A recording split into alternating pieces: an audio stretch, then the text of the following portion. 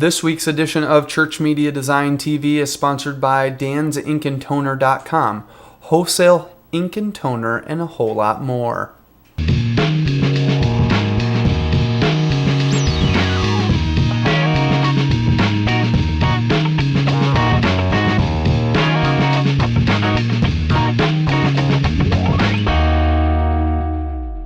Welcome to another edition of Church Media Design TV, tips, tricks, and how-to for you, the church media designer. I'm your host, Brad Zimmerman, and join with me as always, and they're fully here this week, it's the three wise men and Jesus. We have Dwight Schrute, Little Whitey, Colonel Sanders, and of course, Jesus Christ, the Son of the Lord Most High. Well, on this week's edition, we're going to continue our basic compositing series where we're going to place some stuff on a computer screen and do some fakery and make our own magic happen. So we're going to continue that series this week, as well as give you a review of a DVD that just came out, some free stuff, and some great inspiration on miking and a whole lot more. So if the three wise men and Jesus are ready, let's get into it. Well, this week I got a little news for you. One of my favorite worship bands, Steve Fee, or Fee Band, they have a million different names. Anyway, Steve Fee, he comes out of the whole North Point crew as well as the Passion crew, and good friends with all of them. Well, Steve Fee has a phenomenal album that's been out for a little while. Me and Adam actually were privileged enough to shoot some video and photography of him at a conference we were at this past Christmas. Well, anyway, he is actually coming out with a Christmas single that just is out on iTunes, so you can go download it. It's called All Creation Sing Joy to the World, and it's a remix of the two songs together. It's in the Steve Fee style, and it's a really great song. So I just wanted to let you guys know about that, as well as let you know about Steve Fee. If you haven't heard of him, you should go check him out. Great worship leader, great heart, super nice guy. So make sure to check out feeband.com for all the information about Steve Fee. Make sure to head over to iTunes and download All Creation Sing Joy to the World. So this week we're going to continue our series on basic compositing, and as you can see, we have our composition here that we worked with last week. We went into Photoshop and we took some of our footage. We fixed the aspect ratio of the footage, and then we used the vanishing point tool to make a plane to use to actually put stuff on the computer screen. Now inside After Effects, we brought that vanishing point in. Check out last week's episode, you'll see all this stuff. But anyway, one thing that I noticed when I opened this up is that we needed to scale down this top layer. And as you can see, I've gone and done that, and you can, if we would bring down the opacity here a little bit, you'll see that the edges of our computer screen, they're still a little bit off. I'm not sure.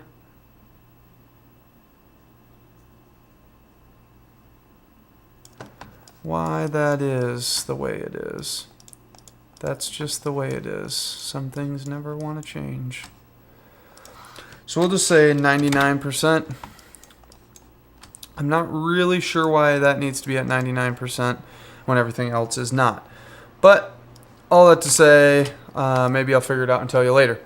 But anyway, so we got our footage there, and now we need to actually put something on there. So my first thought would be, okay, we'll go inside here and we'll take some text and we'll start writing in this composition. We'll write hello, and then we'll go set this text layer, set its 3D property, and then move it over and move it up and all this different kind of business.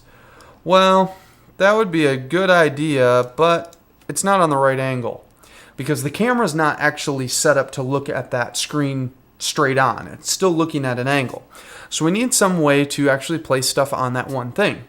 Well, what I explained last week is what it's doing is it's whatever plane we're drawing out. Photoshop is actually distorting that plane, turning it into a perfectly square or rectangle image, and then shoving that into 3D space on an angle. So what we can do, if we understand that, we can go in here and we can take this basic 01 PNG and we can do layer, pre-compose, and this is going to turn it into a composition. We're going to say leave all attributes in basic comp, so that'll leave the 3D capability of it in that composition. So we still have that there. And now inside here, you can see all we have is a square composition. Now this comp setting size is 571 by 362, and that's totally fine. And what we can do now is we can draft up and do whatever we want. So now we'll take our text, we'll write hello. We don't need to put it into 3D. We can just scale it up, make it however we want. And now if we go back to our master composition, you can see it says hello on the screen. So if we would do a real quick random, pull up our position property, throw it on a keyframe, do Control Shift, and then the right key a couple times, and just do a little animation here of it coming in and then going out. So we'll just do a real quickie animation and show you how this works.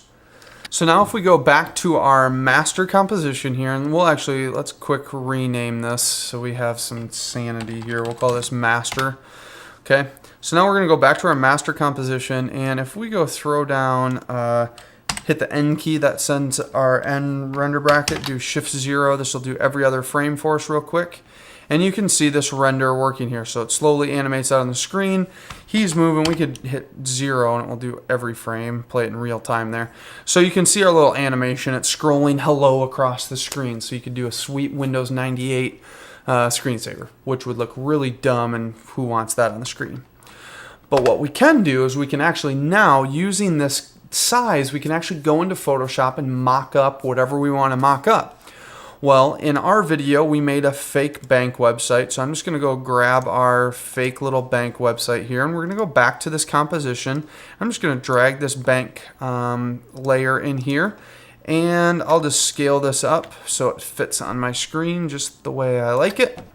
And I made National Bank online banking. I went to National City's website and altered it a whole bunch so that I wasn't showing their banking website. And then we'll just shut off that hello later. And now if we go back to our master, you can see it looks like National Bank is right on that computer screen. Now we start running into problems as soon as its hands go up in the air. And that's not what we're going to worry about right now. We're going to worry about that next week. But for now, we want to make it look like it's more on the screen. And if you notice, if you look at any laptop or any other screen, there's a little bit of a dimming around the edge of the screen, especially when you look from a distance, and it looks like the screen's set back a little bit. And so we want to make it look a little bit more realistic like that. So what we're going to do is we're going to make it look like this screen is set back in the case just a bit. So inside here we have our National Bank image here, and we're just going to do a new solid. We're going to do make comp size, and we're going to set it to white, and we're going to hit OK. It's on the top, and you're like, well, that looks dumb. Well, what we're going to do is we're actually going to use a layer style. A Photoshop CS3 and Photoshop CS2 kind of had this, but CS3 really added in layer styles that you could use just like Photoshop layer styles inside After Effects. So on this layer, we're going to right click, and we're going to do layer styles, and we're going to do inner shadow. Okay.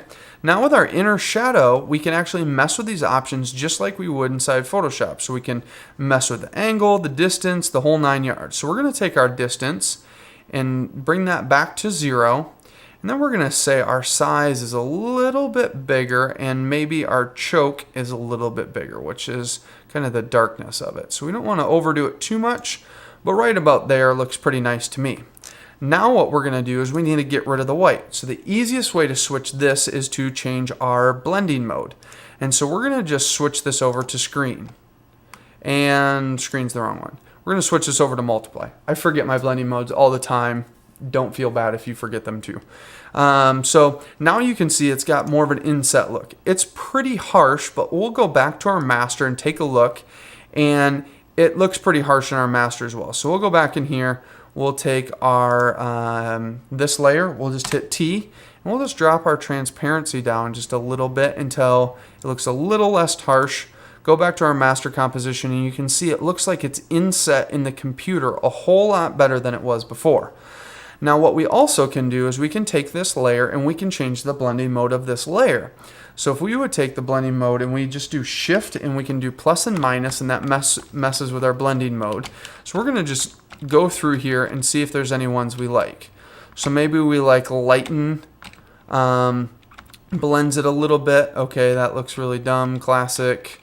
There's a whole bunch of different blending modes and you can mess with them to see if there's any that you like. Now the one thing that I might add in here is let's go back and not mess with our blending mode to make it fit anymore, but we're going to add one more layer in here. We're going to add like a hot spot because you got a little glare from the computer screen. So what we'll do is we're going to do a new solid and we're going to do a black solid this time. And we're going to hit OK. And this is going to be on the top, and we're going to go to Effects Controls, and we're going to do a ramp. So we're going to do go up to Effect, and down to Generate, and then down to Ramp. Okay, and now we're going to change this ramp type from a linear to a radial ramp. Then we're just going to grab that center point, and we're going to flip our colors. So we'll make the inside color white and the outside color black. So we kind of have this hot spot, and let's say we want our hot spot to be kind of up in the corner here, and we can take this other point and kind of move that around wherever we want it. We'll do like so. Okay, now we're going to set this blending mode to screen, and now you can see we kind of got this little hot spot going on, and again we can take our transparency and we can kind of mess with that.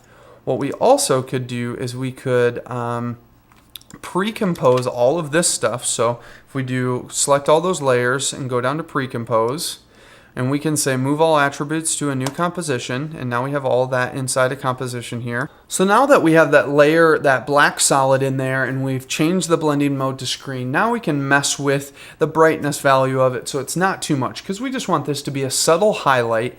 And so we'll just kick the transparency down to maybe 40%. 39% works just fine. We'll look on our master and you can see we have a little bit of a hot spot. You really can't notice it until you really start changing what the screen looks like. So I'm going to go import another file here, and this file will have quite a different look. So we'll go grab an image from an older tutorial. Let's see. We'll go grab this dog image that we were going to maybe use on another tutorial, and we'll go throw this guy in here, and we'll just throw him below and scale him down.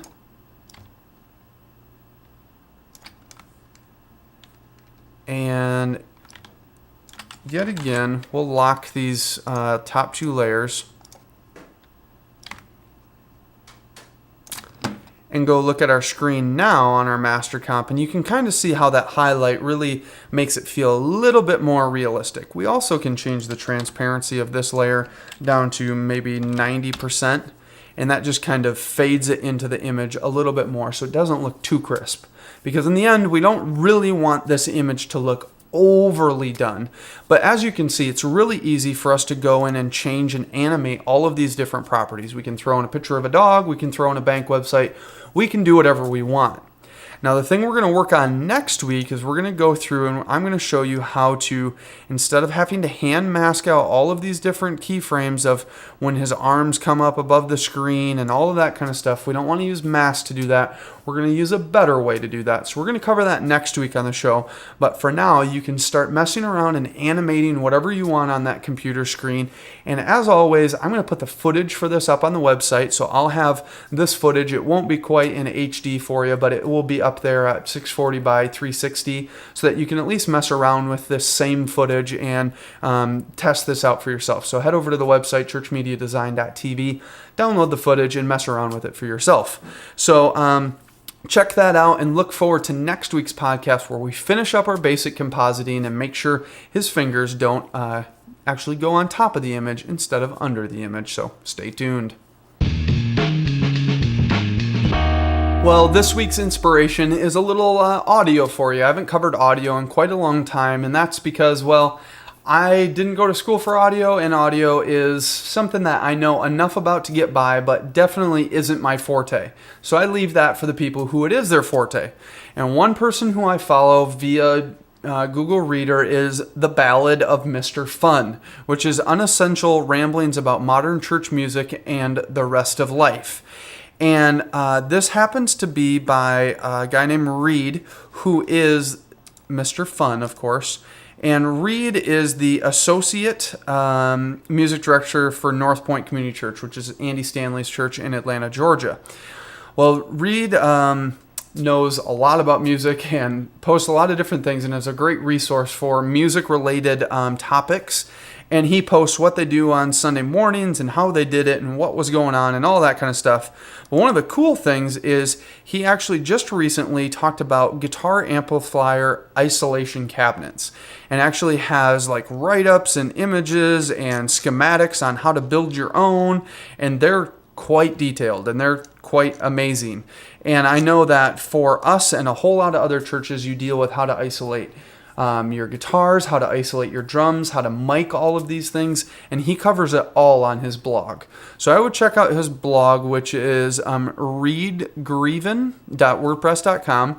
I'm not sure if I said that right, but anyway, it's a great resource for audio-related things and for what's going on at North Point and kind of seeing how they program things, which is always fun to see how others and other churches are handling their service order and their gathering order and what they're doing there. So if you want to build a guitar amplifier isolation cabinet, or I know he just recently talked about miking a drum set and how to do that and all that kind of stuff, check out The Ballad of Mr. Fun. Well, we wanted to take a moment and thank our sponsor of danzinkandtoner.com. You can head over to danzinkandtoner.com and find out more about the wholesale program, which basically you can buy ink and toner at wholesale prices for 3 months at a no-risk trial. You can find out all that information by clicking on the wholesale tab of the website and viewing the listings there, and it talks about the entire program. This is a program that our church is using, and it saves us tons and tons of money. We basically pay about half of what we normally would pay. And I know it doesn't sound like the most church media-centric thing for you guys to use, but I know this resource will save you a lot of money. And Dan's heart really is to help the churches. He does a lot of big corporate and government type jobs, but he really wants to help out the churches. And his dad actually runs a local ministry that helps the underprivileged and under-resourced. And so there's a heart in their family to help reach out in that way. So I really want to encourage you guys to check out danzinkandtoner.com. You can get your ink and toner basically next day when you order it, and you can order right on the web page. And you get it all at wholesale cost. And after the 3 months, you just sign up for a year subscription and you go order as you need it. So it's a great program, and I really want to encourage you guys to check it out and sign up. And when you sign up, make sure to use the promo of Church Media Design and say you were sent by me. And also, beyond ink, they also have office products that you can get through a partner company. So you can get cleaning supplies and office furniture and cabinets and the whole 9 yards. There's a million different products you can get from the partner. So that's another great benefit of being a part of the wholesale program.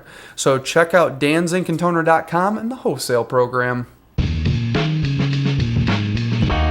Well, thanks for tuning in to another episode of Church Media Design TV. Just want to remind you guys that the green screen contest is still rolling, and I really want you guys to sign up. So I'm kind of giving a little variance on the rules. If you guys have any green screen videos you've shot yourself and you would like to submit those, like Hal Swift sent one in, and that's posted on the green screen page that you can check out. You can go check that one out, as well as any other ones that hopefully have been submitted. But I really want you guys to submit because I really want to give away this green screen.